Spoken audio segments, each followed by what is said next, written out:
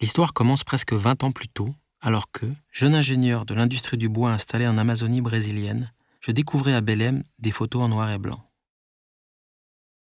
Placardées sur les murs des favelas, elles illustraient le mouvement des paysans brésiliens sans terre.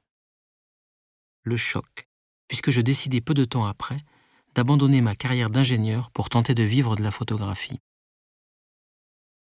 L'auteur de ces images s'appelle Sébastien Salgado, celui que je dois photographier aujourd'hui. Je frappe à sa porte, je suis méfiant. J'ai peur d'être déçu par celui qui a fait naître ma vocation. Lorsque je lui raconte l'anecdote des affiches de ces photos dans les favelas 20 ans plus tôt et des conséquences sur ma vie, Sébastien Salgado me confie que j'ai failli ne jamais avoir cette révélation.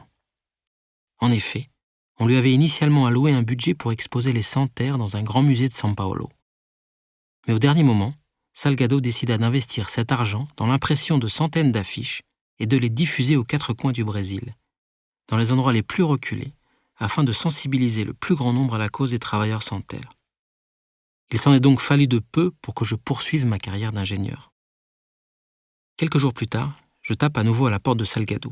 Je tiens à venir lui remettre personnellement un tirage de son portrait. La porte s'ouvre. Et là, stupeur.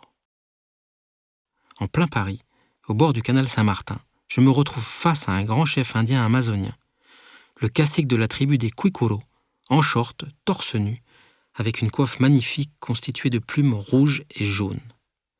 J'ai devant moi, dans l'encadrement de cette porte, une véritable photo de Salgado. Je me retrouve immédiatement téléporté, 20 ans plus tôt, dans ces forêts, au bord de ces fleuves que j'ai brutalement quittés pour devenir photographe.